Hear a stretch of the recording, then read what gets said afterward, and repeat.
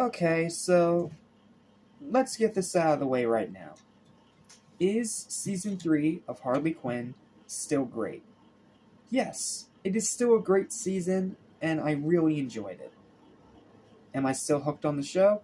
Yeah, I am still very, very hooked on the show, and I want to see where it goes. But is it up to the quality of season 2?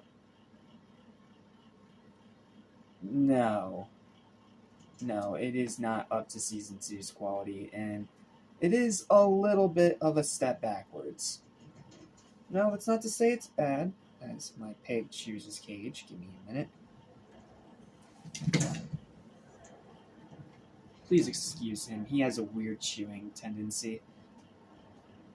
But yeah, just a bit of a step backwards from season 2, and this will probably be on the same level as season 1.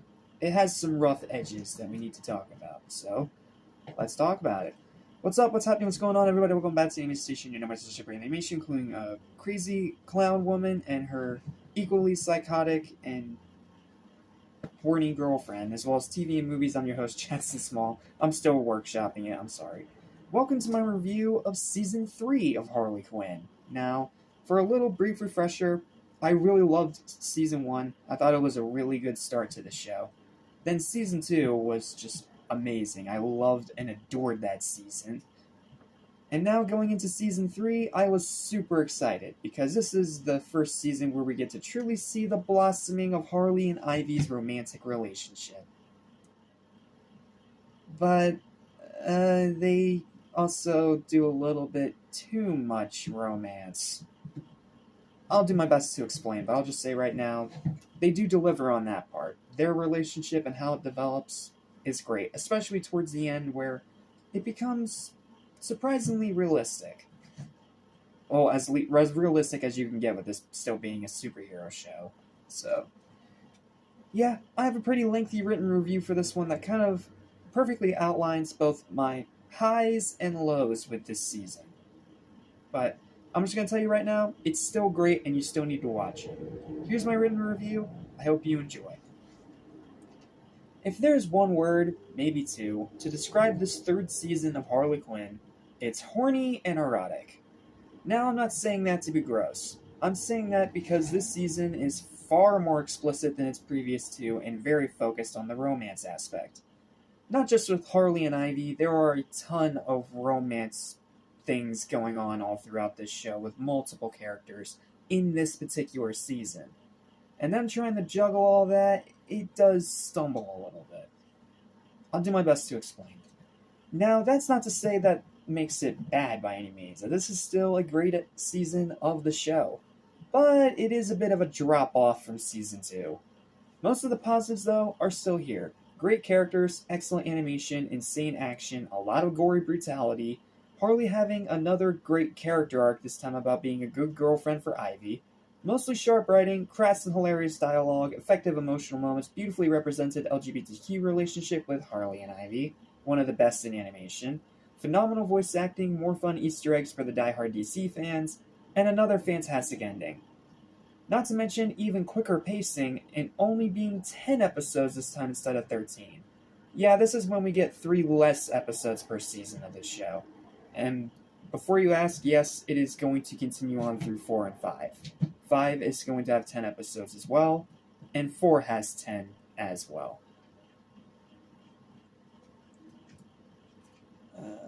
Which makes it a much less time-consuming sit at only 3 hours, excluding the Valentine's Day special, which I already reviewed, is technically the season finale of Season 3, technically considered Episode 11, but I consider that special its own separate thing. As well as continuing Joker's surprisingly wonderful character arc of being a good stepdad, which ended up being my favorite episode of the season. Like, in the last season, in Season 2, we got a whole episode dedicated to Batman. Here in Season 3, we got an entire sitcom-esque episode dedicated to the Joker. And it did not go the direction I thought it was going to go at all. Like, when I saw that it was going to be a Joker-focused episode, I said to myself, okay, it's probably going to be about him relapsing and becoming an evil psychotic again. No, it does the opposite, actually. It actually focuses more on that little bit of character development we saw at the end of season 2, with him becoming a stepdad and becoming more humane, I guess is the word to put it. So, yeah, it was actually turned out to be my favorite episode of the season. I loved that episode. That's a 10 out of 10 episode all by itself. And his reappearances throughout the rest of the season are pretty funny.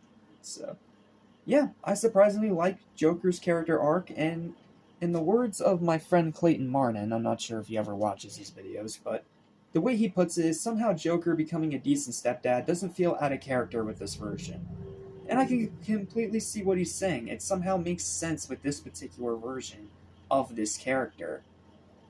I can't go more elaborate than that, obviously, because spoilers, but point is, I was not expecting it to be as heartfelt and enjoyable as it was. However, there's some pretty noticeable issues here as well. The story is back to being less coherent and instead a lot more frantic and unhinged again. Some of the writing is hit or miss. That goes for the humor too. Some of the sex jokes get a little old. The main antagonist of the season is terrible. I'm not even gonna say why. It's just terrible. It's terrible, it's forced, it comes out of nowhere, and it's crap. The Joker rap song at the Villies was absolute cringe. And yes, I get that it's a very romance-centered season this time. But my biggest problem with this season of the show is that there's way too many overly detailed, grotesque, gratuitous sex scenes and descriptions of these sex scenes. Including, a straight-up on-screen grotesque orgy. Yeah, that really happens. It's just as grotesque and gross as it sounds. That came out of nowhere and served no purpose in the story whatsoever and wasn't even a funny joke. It was just gross. Once again, not a prune. I am not against sexual proclivity in shows and whatever else.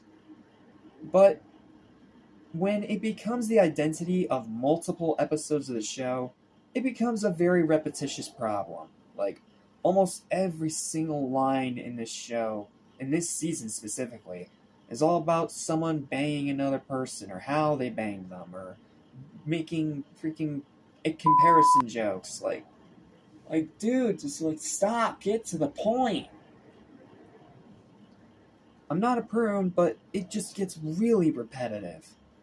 And that's my biggest problem with this season.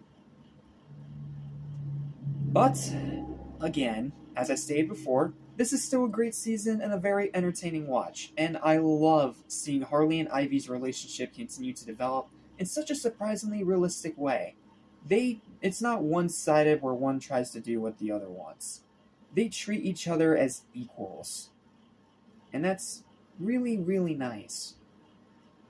It just couldn't quite match the highs of its previous season, and it got a little too focused in all the wrong areas. Yes, I am a little bit disappointed that I couldn't match Season 2, but I still really liked it overall, and I would recommend it to fellow fans of the series, as long as you can stomach those very explicit parts, including on-screen nudity. Multiple times. Yeah, have I mentioned that this season's very explicit? Because this season is very, very fucking explicit. But if you can stomach it, it is still worth watching, and it is it continues to get better. Like, yes, it is a drop-off from Season 2, but as a season overall, it's still really strong and really well done. And one thing I forgot to also put in here, in my written review, is Batman has a character arc in this season too. And it's very unexpected. It's gonna lead to some people saying that it's very fucked up in the head, but when you see how it all unfolds, it actually makes sense, and it makes his ending of that arc really satisfying and really interesting development to his character. Yeah, I know, this is a show supposed to be about Harley and Ivy, specifically, but they gave the side characters really good development in this show, regardless of it being particularly focused on Harley. And that's what makes this show so good. Like, yes, Harley being the main leading head itch is awesome and all, but it's even better when you get to use that to also fully develop and give arcs to the side characters as well. I give this same praise for Dragon Ball Z when it focuses on other characters. Heck, in Dragon Ball Super Superhero, I praised that movie so much for giving the spotlight to Gohan and Piccolo. It's the same thing here. Yes, Harley is still the center of attention, as she always is, but it still gives each character its time to shine. And that's what's great about this show. It gives everyone their moments, and they don't waste it. Yes, this season's very provocative. Yes, this season can be very explicit and very repetitious, but when you put all that aside, it's still a great season of a great show that's continuing to be great. Now I can see why Vivian Madrano used it as inspiration for her Helloverse, because this is damn good source material to work off of. So, yeah, nothing else to really say than that. So, my final verdict, before I even go into any more spoilers on accident, my final verdict for Harley Quinn Season 3 is still a high 8 out of 10. It's the same score I gave to Season 1. It's still great, it's still very entertaining, and it's still really enjoyable. It just put the focus in the wrong areas. Which, it's okay. Sometimes you gotta make mistakes in order to learn and develop. That's just part of being human. And with this show, I'm still hooked. I'm still really interested in how it's gonna go in Season 4. Which we'll talk about next time. So thank you guys so much for watching, and I'll see you in the next review. Listen out to forget, so listen and you won't regret. Be true to yourself, don't miss your chance, and you won't end up like the fool who ripped his pants.